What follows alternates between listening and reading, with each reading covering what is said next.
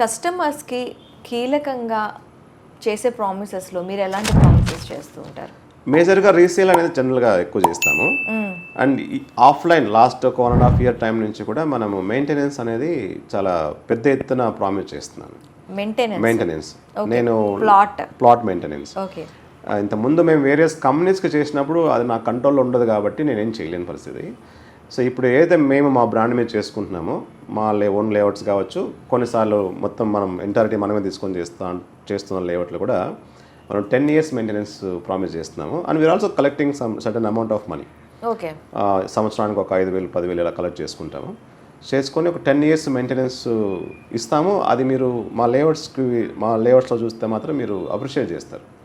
చాలా బ్యూటిఫుల్గా మెయింటైన్ చేస్తాము. వన్ సచ్ లేఅవుట్ ఈస్ రామదాస్పల్లి స్వస్తిక ఏదైతే మనం చేసాము రీసెంట్ టైమ్స్లో చేసాము. It's beautifully developed as well as maintained and it will maintain the similar way till next year 10 years. అది ఒక్కటే నేను గట్టిగా ప్రామిస్ చేయగలుగుతాను. అండ్ మార్కెట్ అప్రిషియేషన్ మనం ప్రామిస్ చేయాల్సిన అవసరం ఏమి ఉండదు. ఎందుకున్నదంటే మనం ల్యాండ్ కొనేటప్పుడే లేఅవుట్ ఎంచుకునేటప్పుడే 100 రకాల రీసెర్చ్ చేస్తాం అప్పుడు. సో 100 రకాల రీసెర్చ్ ఏంటంటే ఫస్ట్ ఆఫ్ ఆల్ అది లీగల్గా కరెక్ట్ ఉండాలి. పాయింట్ 1. టెక్నికల్గా కరెక్ట్ ఉండాలి. టెక్నికల్గా అంటే దానికి అప్రూవల్ రావాలి. రేపు ఇల్లు కట్టుకోవాలంటే కట్టుకోగలగాలి. సపోజ్ మనం అప్రూవల్ వచ్చిన ఇల్లు కట్టలేని పరిస్థితి ఉపయోగం ఉండదు. రీసేల్ కావాలి. తర్వాత ఏమి ఉండాలి, రీచబుల్ ఉండాలి. సిటీకి ఎంతో దగ్గరలో ఉండాలి. మరీ దగ్గరలో అంటే చాలా ఎక్స్పెన్స్ ఉంటాయి కాబట్టి కొంత అఫోర్డబుల్ డిస్టెన్స్లో ఉండాలి. తర్వాత ప్రైస్ రేంజ్ కరెక్ట్గా ఉండాలి. అంటే కస్టమర్కు ఉపయోగపడాలి. బేసికలీ వాళ్ళ బడ్జెట్కి కొంత దగ్గరలో ఉంటే ఒక 10%, 15%, 20% వేరియేషన్ తెచ్చుకోగలుగుతారు. వాళ్ళు ఎలివేట్ చేసుకోగలుగుతారు ప్రైస్. బడ్జెట్ సపోజ్ 10 lakhs ఉన్నాయనుకోండి, 10 lakhsని 11 lakhs 12 lakhs చేయగలుగుతారు. 20 lakhs చేయడానికి కష్టమవుతుంది. సో అలా బడ్జెట్ వాళ్ళ దగ్గరలో ఉన్నాయా లేదా అని కూడా చూసుకోవాల్సి వస్తుంది మనం లేఅవుట్ ఎంచుకునేటప్పుడు. అసలు మల్టిపుల్ ఫ్యాక్టర్స్లో ఇవాల్యుయేట్ చేస్తాము. కాబట్టి ఫస్ట్ లేఅవుట్ తీసుకునేటప్పుడు ఇవన్నీ ఫిల్టరేషన్స్ అయిపోతుంటాయి. తర్వాత చేయాల్సింది ఏంటి, మెయింటెనెన్స్ ఒకటి ప్రాపర్గా చేయించగలిగితే there by customers will get benefit. Generally we focus on the value of money అండి. Value for the product they are buying in. And మీరు కంపారిటివ్లీ నేను ఎప్పుడు నా పాత వీడియోస్ కూడా ఎప్పుడు చెప్పాను ఏంటంటే మీరు మార్కెట్లో కంపేర్ చేయండి. మా ప్రైజు మార్కెట్ కన్నా కనీసం 1000 రూపాయల నుంచి 1,500 రూపాయలు తక్కువ ఉంటుంది. కోటింగ్ ప్రైజే తక్కువ ఉంటుంది. We give that opportunity to customers. మీరు ఏ లేఅవుట్ తీసుకోండి, ఏ అపార్ట్మెంట్ తీసుకోండి, వీ హ్యావ్ దట్ ఎడ్జ్. మనం ల్యాండ్ మాట్లాడుకునేటప్పుడే కొంత తక్కువ ప్రైస్తో తీసుకుంటాము. ప్లస్ మేము ఎక్కువ మార్జిన్స్ పెట్టి చేసే రీజనబుల్లీ మార్జిన్ పెట్టుకొని చేసుకుంటాం. There by customers will also get that added advantage of value for money. అది చాలా ఇంపార్టెంట్. ఈ ఫ్యాక్టర్ ఎందుకు చెప్తున్నానంటే రీసేల్ మనం చేస్తాం కాబట్టి అది ఇంపార్టెంట్. అది సపోజ్ నేను ఇవాళ అమ్మలేని రేట్ ఇవాళ అమ్మాను అనుకోండి, నెక్స్ట్ 2 years తర్వాత రీసేల్ చేయమంటే నేను దీన్ని అమ్మలేరు. తర్వాత ప్రాఫిట్ ఎక్స్పెక్ట్ చేస్తాడు, ప్రాఫిట్ కూడా తెచ్చి పెట్టలేము. సో మనకేంటంటే ఒకటే ట్రాన్సాక్షన్లో తీసుకోవాల్సింది మల్టిపుల్ ట్రాన్సాక్షన్లో తీసుకుంటాం. రీసేల్లో కొంత తీసుకుంటాము, ఇప్పుడు ఎంతమంది ప్రాఫిట్ యాడ్ చేస్తాము. సో ఇలా ఏంటంటే యాడెడ్ అడ్వాంటేజ్ ఉంటుంది. సో ఒకటేసారి తినటమా ఆర్ 1 2 3 4 5 yearsలో డిఫరెంట్ ట్రాన్సాక్షన్ తీసుకోవడం అనేది డిఫరెంట్ ట్రాన్సాక్షన్ తీసుకోవడమే ఎవరికి బడన్ ఉండదు. So that's where we build the credibility with the customer. So అక్కడేంటి కస్టమర్ కూడా వాళ్ళు కూడా తెలిసిందే, వీళ్ళు బిజినెస్ చేస్తారు కాబట్టి ఎంతో ప్రాఫిట్ తీసుకోవాల్సిందే కాబట్టి దే డోంట్ మైండ్. వాళ్ళకి బెనిఫిట్ వచ్చినప్పుడు వాళ్ళు ఎందుకు వద్దంటారు. So that's how we are focusing on this maintenance promise కానీ రీసేల్ ప్రామిస్ కానీ వీ ప్రామిస్ దెమ్ అనే హై. ఇది ఖచ్చితంగా జరుగుతుంది, చేస్తాం కాబట్టి చెప్తాము. అండ్ ఇంకోటి ఏంటంటే మనం మార్కెట్లో ఇప్పుడు దాకా ఆల్మోస్ట్ 13 years 2011 నుంచి ఇప్పుడు దాకా కంపేర్ చేస్తే ఆల్మోస్ట్ 13-14 years జర్నీ నాది. చాలా తక్కువ కంప్లైంట్స్ కస్టమర్ నుంచి ఉన్నా కానీ అవి మనం వేరే కంపెనీతో అసోసియేట్ అయ్యి వాళ్ళు చేయలేకపోవడం లాంటివి ఏదో జరిగి ఉంటే తప్పిస్తే మనం హోల్ అండ్ సోల్గా టేకప్ చేసిన వాటిలో ఏవి ఇష్యూస్ లేవు. ఉన్నా కానీ టెంపరీగా ఉంటాయి కొన్ని. రియల్ ఎస్టేట్లో మీకు తెలియదు ఏముంటుంది, ఏదో చిన్న ఇష్యూ వస్తుంది, దాన్ని మళ్ళీ సాల్వ్ చేసి మనము వాళ్ళ సమాధానం చెప్పాల్సిన ఉంటుంది కాబట్టి that might take little time. So అది టైమింగ్ ఇష్యూస్తో కూడా ఉంటుంది. అదర్వైజ్ చీటింగ్ అనేది మా హిస్టరీతో లేదు. ఇప్పుడు దాకా మాకు ఒక ఎక్స్పీరియన్స్ లేదు. And we don't want to get in to that kind of business also.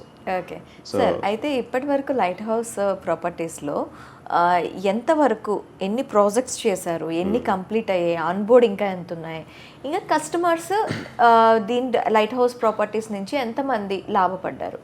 Okay, so net to net చూస్తే 4,000 plus 4,500 actually. Last 1 year back almost close to 4,000 ఉండేవాళ్ళు. ఈ 1 yearలో లాస్ట్ 2025లో we did about almost 180 plus sales చేసాము. So it's like 4,000 plus or minus అనుకుంటే అంతమందికి మనము services ఇచ్చాం ఇన్ టర్మ్స్ ఆఫ్ ప్లాట్ కావచ్చు, ఒక ల్యాండ్ కావచ్చు, అపార్ట్మెంట్ కావచ్చు. ఇయర్స్ అంటారా? మన జర్నీ స్టార్ట్ 2011 నుంచి ఇప్పుడు దాకా. ఓకే, 4,000 కస్టమర్స్, 4,000 ప్లస్ కస్టమర్స్ ఈజీగా ఉంటారు మనకి. వాటిలో అన్ని ప్రోడక్ట్స్ ఉంటాయి. అపార్ట్మెంట్స్ ఉంటాయి, రీసేల్ ఇందాక ఎప్పుడూ ఆమె రీసేల్ ఉండొచ్చు.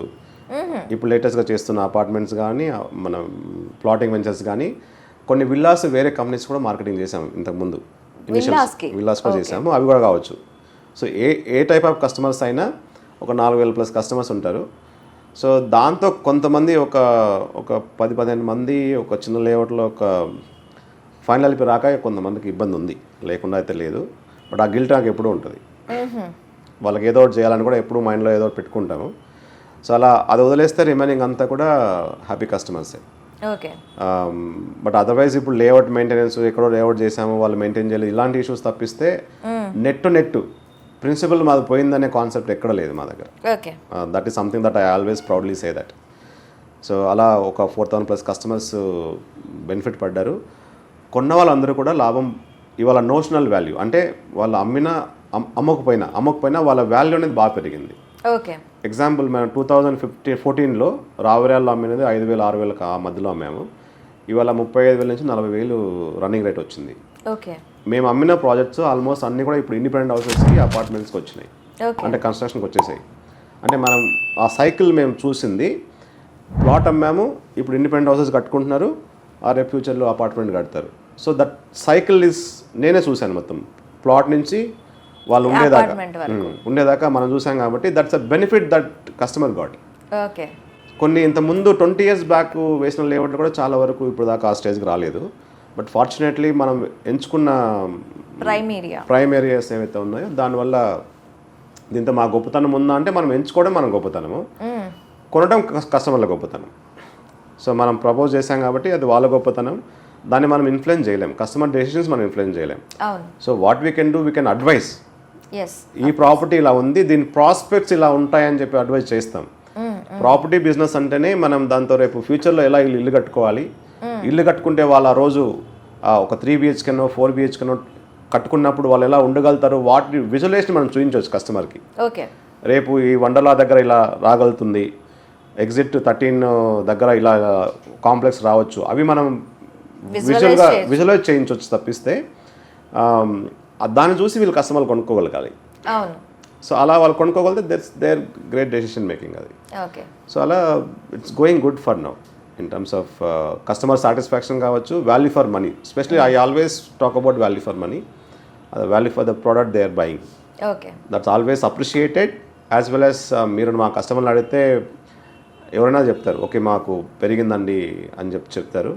కొంతమంది అమ్ముకున్నారు, రీసేల్ చేసుకున్నారు, మళ్ళీ ఇంకో చోట ఇన్వెస్ట్మెంట్ చేసుకున్నారు, దాంతో కూడా బెనిఫిట్ తీసుకున్నారు. That's a common cycle, it moves on actually sir. ఇంకొకటి ఏంటి అంటే ఇప్పుడు లైట్ హౌస్ ప్రాపర్టీస్ ఇంతలా జనాల్లోకి వెళ్ళటానికి మెయిన్గా మీకు అదర్ కంపెనీస్కి ఉన్న తేడా ఏంటి?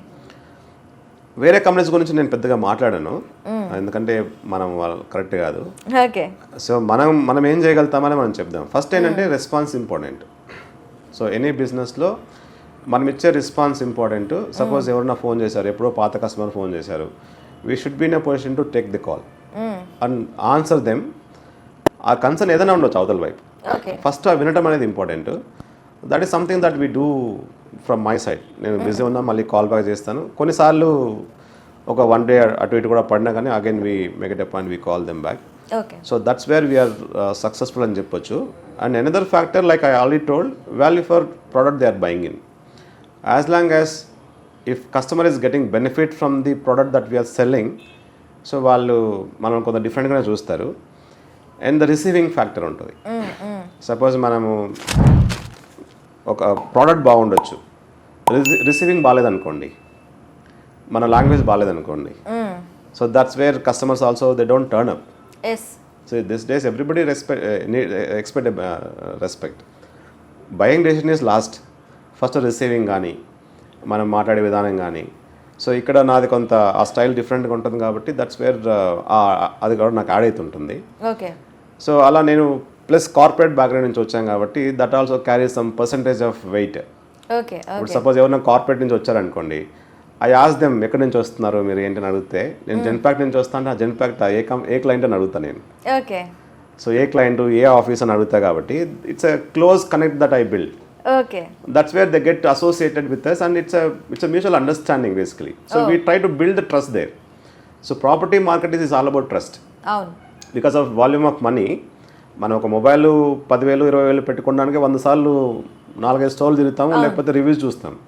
ఇక్కడ మనం వేలల్లో లక్షల కోట్లతో వ్యాపారం చేసేటప్పుడు ఆ ట్రస్ట్ అనేది ఎక్కువ అవసరం కాబట్టి we need to build that personal rapport.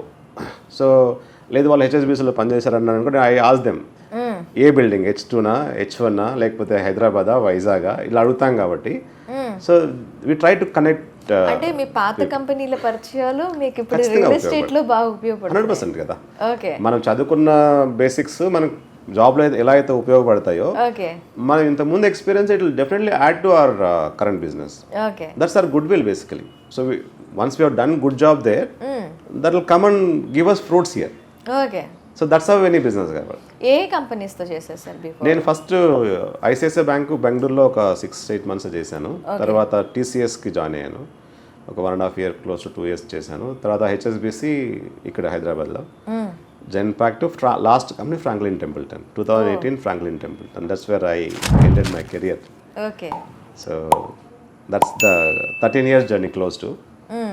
But అన్ని కంపెనీస్లో కూడా I'm one of the top performer. So that I made sure I'm performing.